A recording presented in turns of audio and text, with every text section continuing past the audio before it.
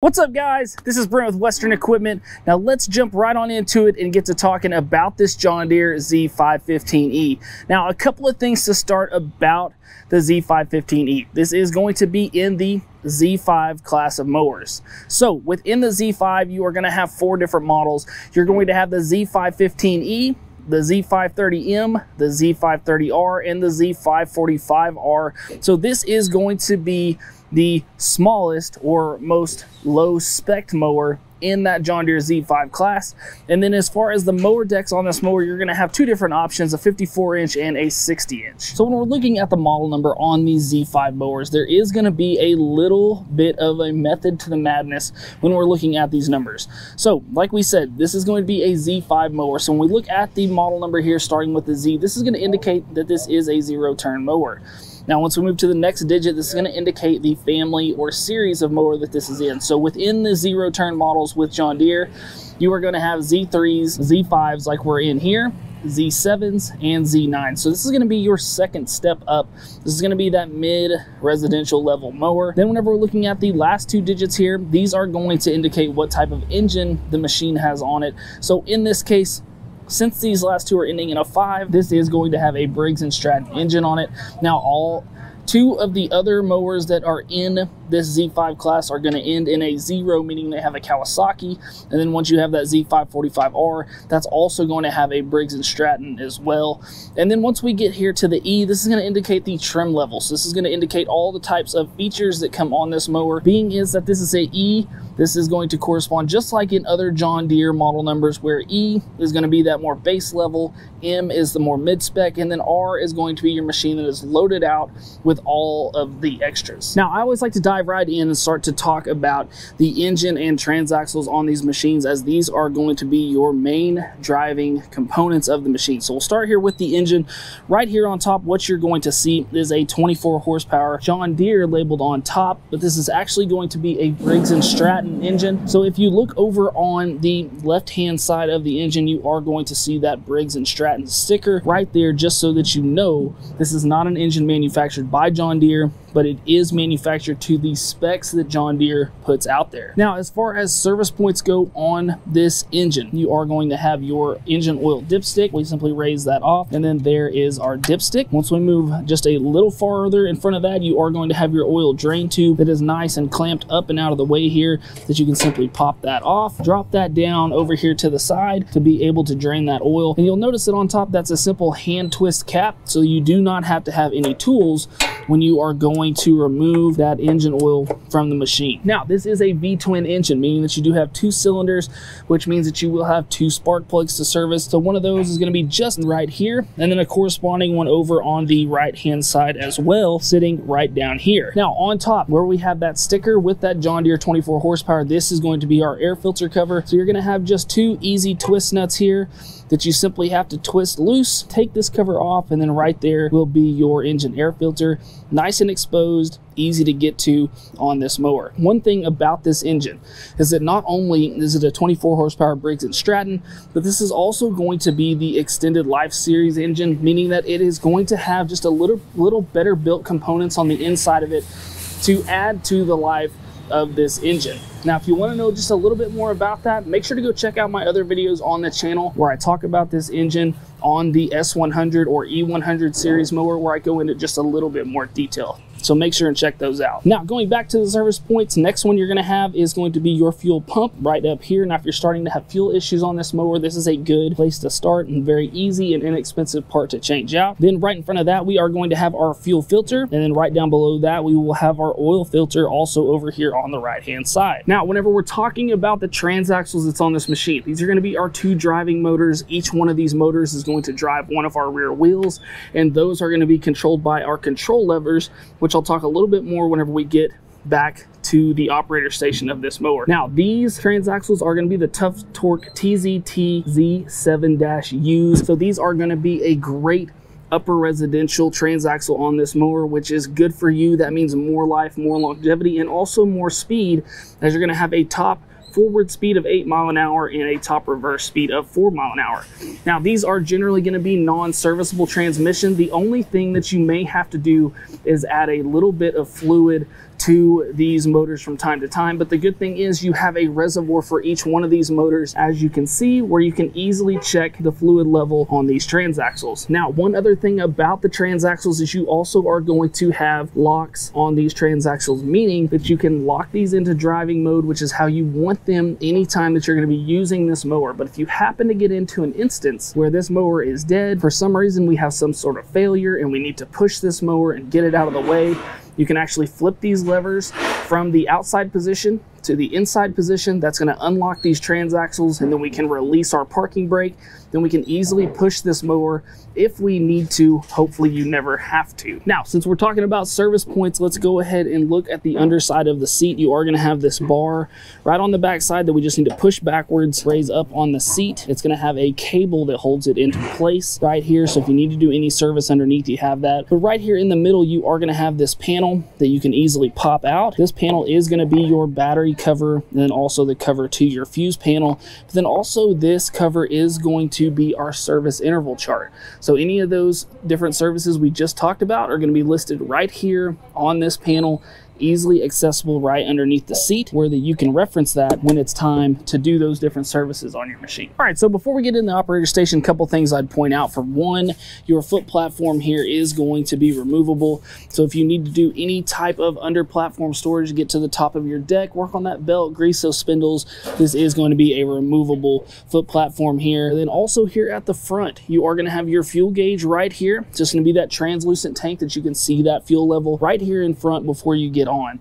Now the seat is going to be an 18-inch high back cut and sewn seat, so this is going to have these different cut and sewn patches here made with that better style of material that is going to be weather resistant. And then you're also going to have those armrests on the seat here to help keep you in, along with that dual spring suspension underneath the seat. Now whenever we're getting onto these mowers with the 54 or 60-inch deck, you are going to have a little piece of grip tape here on the deck that you can step on to help you get onto the mower. Now, one thing I would say, I'm a bigger guy, and this is a very comfortable mower for me. So if you are looking for a little bit bigger size mower, jumping up from that Z3 series up to the Z5 is going to be a comfortable jump. Now, when we're talking about features in the operator station, I like to start on the left-hand side, looking here at everything we have on the fenders all the way forward and around. So over here on the left-hand side, what you're going to see first at the very back of your left-hand fender is going to be a tool and a leveling gauge. So the tools that you need to level this deck, or at least the level indicator, is going to be right here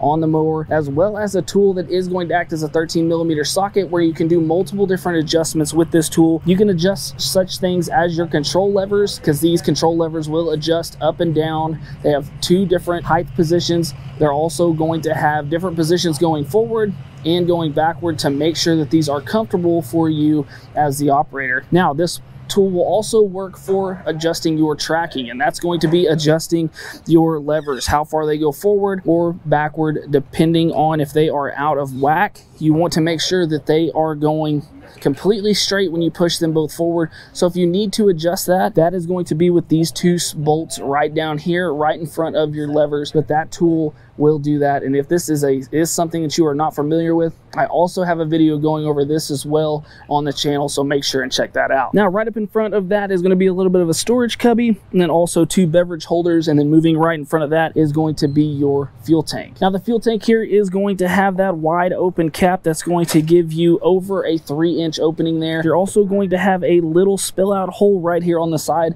making sure that you're not getting that fuel on your mower if you happen to miss a little bit. But this is going to be a 4.5 gallon tank on this mower. Now, moving right in front of that, like we already talked about, we do have our control levers. Now, I talked a little bit about this whenever I was talking about the transaxles. These are going to be your driving levers. Just keep in mind that whenever you are on a zero-turn mower, it is going to be a lot different than your tractor style mower. All of your drive function is still going to take place here at the rear, but rather than both of those wheels spinning at the same time at the same speed, each one of these control levers is going to control its own wheel. So whenever you're driving one of these, if you want to go forward, we're pushing both forward at the same time. If we want to go in reverse, we're pulling both back at the same time. And then when we go to turn, this is a lot like riding a bicycle. So what I mean is, if you're holding the handlebars on that bicycle and you need to turn to the right, you would turn them as such. So same thing here on a zero turn, we would turn them pushing our left hand going forward, and if we wanted to make that left hand turn on a bicycle, we'd be pushing that right hand going forward. So same thing here when we are riding a zero turn mower. Now moving down below our lever over here on the left hand side, we are going to have this parking brake. It's going to be this orange lever here. So up is the set position, down is releasing that parking brake, and you want to make sure before you go to start this mower that you do have that parking brake in the up position, or you will not be able to start this mower. So make sure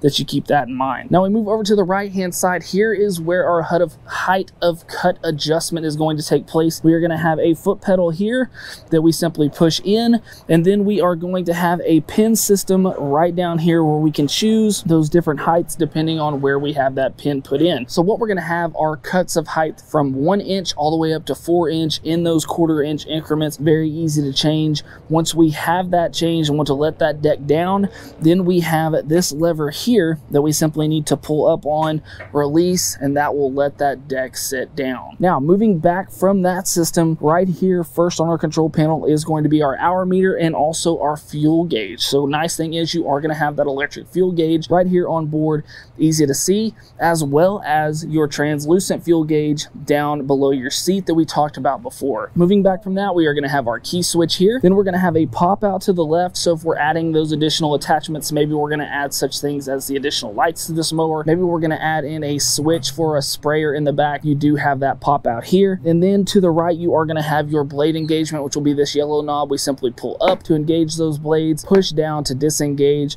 And then back behind that is going to be our throttle and choke lever. So on this mower, your throttle and choke lever are going to be separate. So the orange lever is going to be your throttle. The black lever is going to be your choke. So if we need to start this mower on a cold day or in a time that this mower has not been started for a long time, we're going to want to raise up on that throttle, also up on that choke, start the mower, and then lower the choke back down manually, and then just adjust our throttle to whatever driving speed we want this to go at. So whenever we're driving this mower, there are no gears.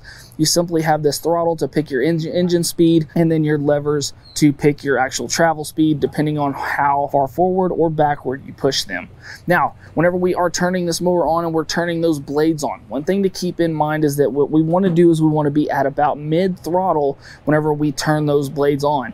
A lot of times what you'll see is to be in all the way high throttle. Some people will say to be in low throttle, but midway is the best place to turn this mower on to make sure that you're not being too hard on the belt if you're all the way full throttle, and also to not have issues of that belt flopping if we are in that low throttle mode. So mid throttle when we go to turn those blades on, and you should be good to go. Now back behind that is going to be another storage cubby here, and tucked away nicely in this storage cubby on the right hand side is going to be a 12-volt outlet. So if you happen to need to charge your phone while you're on board, you do have that option right here on board with you. Now, last but not least, a big part of moving up to the Z5 is you are getting the addition of the ROPS, which is this bar going all the way over my head. This is going to stand for rollover protection system. You are also going to have a seatbelt on this machine. So anytime that you're going to be in those situations where you're going to be on a hillside or any type of rough terrain where the machine could possibly turn over, maybe flip over backward or forward, you need to make sure that you have your seatbelt on and your ROPS up and into place,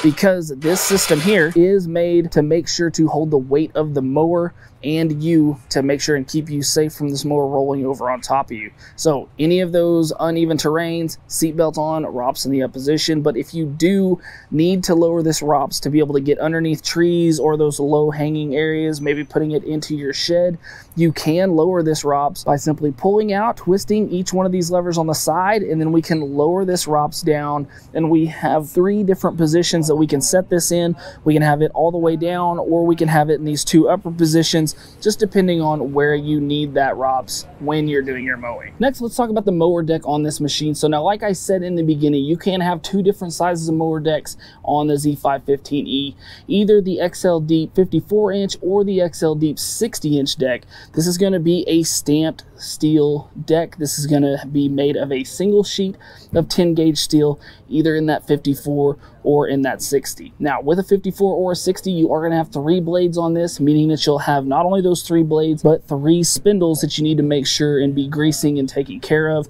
So right here on the spindle cover, it is going to show you that you need to use air, not water, when cleaning these. So just make sure that whenever you are cleaning this mower, you are breaking out that blower or that air compressor, blowing this thing off, maintaining this machine, and using the least amount of water as possible. Now another couple of things about this deck is you are going to have anti-scalping wheels at the front on each corner that you need to adjust to make sure they are set at the right height for the height you're going to be cutting at, to make sure you are avoiding any of that scalping of your yard. You're also going to have this flip up chute here on the side with this extra wide opening here that's going to aid in that clip disbursement. Now other things about this deck is that on select sizes, specifically on that 54, you are going to be able to add a bagger to this machine. You're also going to have optional mulch kits for both of these decks, and there are going to be multiple other different attachments for this Z515E that I've actually done a video on that I will make sure to put a link down in the description below, so make sure to check that out if you're looking to add anything to this mower. Now lastly, let's talk some dimensions, the warranty, and price. So dimensions wise, whenever we are looking at the length of this mower, you are going to be at 76.9 inches long. So these are going to be important when we're talking about getting into those sheds or wherever you're going to be storing these mowers. Now width wise is going to depend on the deck. So with a 54-inch deck, you are going to be at 68.6 inches wide, and that is with the discharge chute down. And then on a 60-inch deck, you are going to be at 73.4. Now once you flip that discharge chute up, you are going to lose about 9 inches off of that. So you can do the math there on subtracting that from those totals to get your overall width with that flipped up. Now as far as height goes, when we have the ROPS all the way folded down, you are going to be at 48.6 inches, and with the ROPS in the up position, you are going to be at 71.1. Now with weight, this is also going to depend on the deck. So if we have a 54-inch deck, we're going to be looking at 776 pounds. If we have a 60-inch deck, we are looking at 784 pounds. So not much of a difference there, but sometimes this can make all the difference in the world when we're talking about looking into these mowers, deciding if they're the right fit for us. The size of this mower plus the weight, depending on if we want that much weight on our lawn, what our soil type is, all of these things can definitely matter. Now when we're talking about the warranty on this machine, we are looking at a 4-year 300-hour warranty. This is going to be bumper to bumper. Mainly on this warranty, this is going to cover your engine, transaxles, and any of the manufacturer defects that may happen with the mower. This is not going to cover such things as those wear items as the belts, blades, tires, so on and so forth. But overall, that 4-year 300-hour is going to be a great option, and you do have the option of adding that extended warranty to this machine at the time of purchase. Now price wise, when we're looking at this mower, starting with that 54-inch deck, you're going to start at the $5,099 range. That will go up if you go up to the 60-inch deck, and it will also go up if you are adding attachments to this mower. So just keep that in mind. Now whenever you are looking at buying one of these, always make sure to reach out to your local dealer, check and see what type of discounts you can get on this mower, or if there are any incentive programs going on, so that you make sure and get the best price. But the special thing about the Z515E is it is going to be the largest zero turn that you're also going to be able to purchase in those mass channel forms such as Lowe's and Home Depot. So if that is a closer option for you, make sure to check those out. I actually have a video of a buyer's guide for Lowe's and Home Depot that I'll put down in the description below, so that you can check that out as well. But guys, I hope this video helped you out. I hope that you liked this video. If you did, we just ask you to hit that like button and subscribe to the channel. Also guys, if you're needing any parts at all for your John Deere equipment, make sure to check us out at 247parts.com. And as always guys, thanks for watching. We'll see you next time. Hey guys, make sure to check out this cool video and this one. Buy your parts right up here and subscribe right here.